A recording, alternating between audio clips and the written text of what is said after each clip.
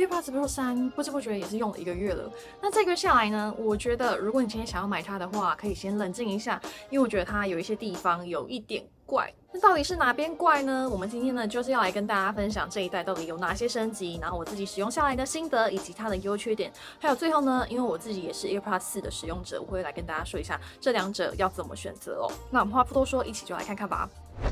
首先第一点要提到的就是它的降噪真的超级强大的，因为这一代呢，它的耳塞是改成海绵耳塞，所以它的降噪是真的非常有感的升级。例如说这几天其实一直在下大雨，然后半夜我有时候就会被吵醒，那这个时候呢，我就会带上我的 Pro 3，然后就可以一觉好眠到天亮。整体戴起来呢算是舒适，然后例如说你要去运动什么的也非常的适合。不过也是要说啦，就是我觉得 AirPods 全系列戴起来其实都算蛮稳固的，等一下也会稍微讲到就是跟 AirPods 比起来的感觉。但是这个新的耳塞呢，就必须要讲到它其实是有缺点的，就是因为它这个新的耳塞其实它是更扎实的，所以你戴进你耳朵里面的时候会更有那种戳进去的感觉，就更紧，然后更有存在感。就是我觉得我的耳道压力会大一点，但是还是舒服的。那因为它里面有附很多耳塞嘛，所以我自己是有换成了小一号，就是 S。那我自己戴的话，大概是戴最多3到4个小时就要休息一下。它的降噪效果呢，不开音乐，我觉得大约可以遮掉90%的噪音。然后开了音乐之后，你基本上就是听不太到外面的声音了。这边呢，给大家模拟一下听起来的感觉哦。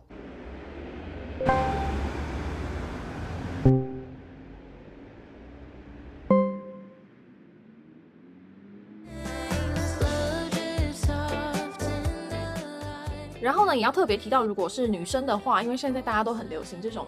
耳骨夹嘛，这种耳骨夹呢，你再戴 Pro 3的话，它其实会压到你的耳骨，就会很不舒服，所以就是要特别注意一下。再来第二点呢，就是它的外形其实是有重新设计的。就大家仔细看的话，会发现呢，它这一次它的这个转角是比较大的一个弧度，所以它可以更深入你的耳道。但是实际戴上去之后呢，就会发现它其实是比较凸出来的。大家有没有发现它是比较向外突出？所以这也导致了一件事情，就是如果你戴着它侧睡的话，是会痛的哦，就是会压到耳朵，然后就会痛。因为我自己其实是有一个习惯，就是如果睡觉被吵到的话，我就会戴 AirPods Pro。我觉得拿来当耳塞真的超级好用的，就是可以说是最好用的耳塞。但是因为它这一次真的是设计的太凸了，就是以前的 Pro 2就是我侧睡是没有问题，但是这一支我戴着侧睡是会痛的，所以我变成我现在要调一个角度，就是棉被挖一个洞，然后让它这边不要碰到这样子。但是除此之外，其实日常的舒适感我觉得是很 OK 的。我不知道有没有人像我就是这样子戴着睡觉，如果有的话，可以欢迎在下方留言区跟我取暖一下。好，再来下一个讲到大重点的就是它的音质表现啦。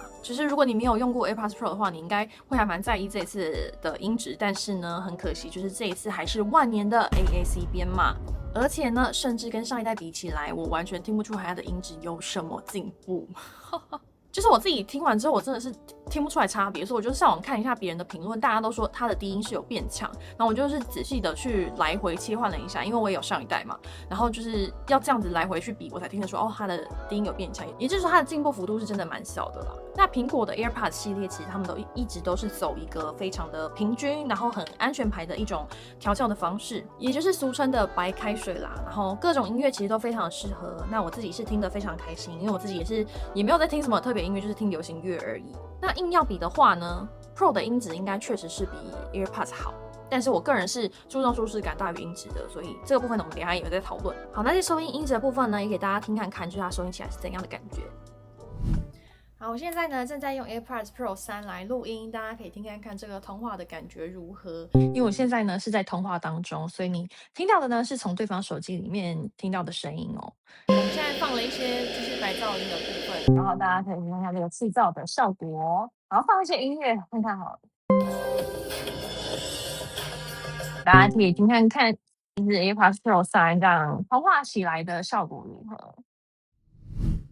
再来第4个大重点呢，就是续航表现了。这一次呢，耳机本体它的续航其实是有进步的哦，是从6个小时进步到了8个小时。但是这个时候呢，重点来了，就是它的充电盒，它的续航竟然减少了。就是它的总聆听时数从上一代 Pro 2的30个小时减少到了24个小时，其实是有一点不解啦，因为这一代的充电盒其实是有变大的，就如果变大的话，电池不是应该要跟着变大吗？再来要讲到第5点呢，就是 Pro 3它有一些特殊功能哦。首先第一个才艺功能呢，就是它可以心率侦测，是不是非常酷呢？从来没有看过一个耳机是可以侦测心率的，就是它可以在你运动啊，或者你平常可能在工作什么，它一样可以侦测你的心率。就是例如说你开始运动，就是我们的手机啊或者手表上面不是都可以开始运动嘛，那它就开始侦测心率，或者是你可以进到你的健康 App， 就可以看到你现在心率是多少。我觉得这是一个还蛮不错的加分点。然后再来第2个特殊才艺功能，就是它可以即时翻译。这个呢，可能就是出国非常好用啦，就是例如说你去日本玩的时候，可能就可以立刻听懂对方在讲什么。再来第3个才艺功能呢，就是前一阵子开放给 Pro 2的助听器功能。那这个功能呢 ，Pro 3也是可以使用的。这个部分就是可能家里如果有一些重听的患者的话呢，也可以尝试看看用这个助听器的功能来辅助。然后呢，我觉得也算是其中一个才艺功能，但是不是这一次最新的，就是它的苹果生态系。我觉得 AirPods 一个超级大的优势就是他们在苹果装置里面切换的那个速度真的是无人可及。基本上呢，例如说你同时在用手机跟电脑，其中一方开始播音乐，其中一方开始接电话的时候，它就会立刻切到另外一个装置，是立刻哦。这一点呢，是我真的非常喜欢 AirPods 的地方。然后另外一个生态系里面的可以提到的部分就是寻找功能，就是例如说你今天整个耳机盒掉了，或者是你丢了单只的耳机，它都可以播放声音让你来寻找它。我觉得这一点我真的超级需要的。就像那一天我就是可能耳机不知道丢在床里的某个地方什么的，我就播放声音，然后耳机就会播声音让你去找它嘛。这一点我自己非常需要。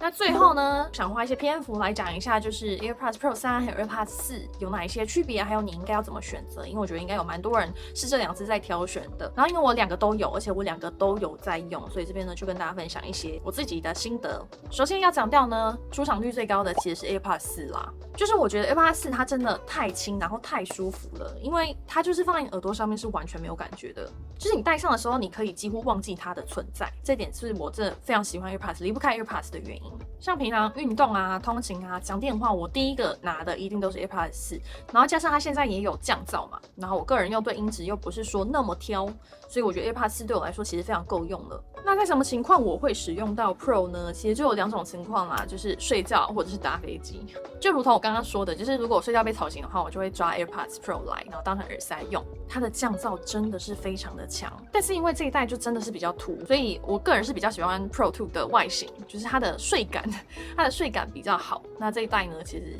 就是压到的话会痛。那其他的场景呢，像例如说搭飞机啊，或者是你有非常重要的会议要开，然后周遭可能刚好有点吵的话，我觉得 Pro 也是非常适合这种情境的。又或者是你今天比较在乎一点音质，你想要 AirPods， 但是你又不想要太烂的音质的话，可以选 Pro。但是就我个人啊，就是我这2只耳机的音质我都是可以接受的。那这2只耳机决定的关键点，我觉得是在于降噪，或者是你的用耳塞 O 不 OK。这2个是我觉得差最多的部分，就是降噪你会不会用到，或者是耳塞你真的要去试戴看看，因为我觉得耳塞还是没有 AirPods 那么舒服。那最后呢，讲到这一代 AirPods Pro 3，它的定价是7490元台币，台湾是还没有公布上市时间，可能不知道多久可能要在半个月1个月吧。那总体而言呢，我觉得这一代的 Pro 3它没有不好，然后我觉得它最大的亮点就是它的降噪真的有非常大的升级，然后音质还 OK。就因为我也不是什么发烧友，然后我也不是很常玩耳机的人，所以它的音质我是 OK， 而且甚至是有点喜欢的。虽然说它跟上一代我听不出差别，对。所以不知道大家看完之后呢，对这只耳机有没有兴趣，也欢迎在下方留言区跟我一起分享。不知道大家主要买它的原因是什么，或者是你的使用情境大约是怎样，也欢迎跟我一起分享。好，那我们今天的影片就差不多到这边，我们下部影片再见喽，拜拜。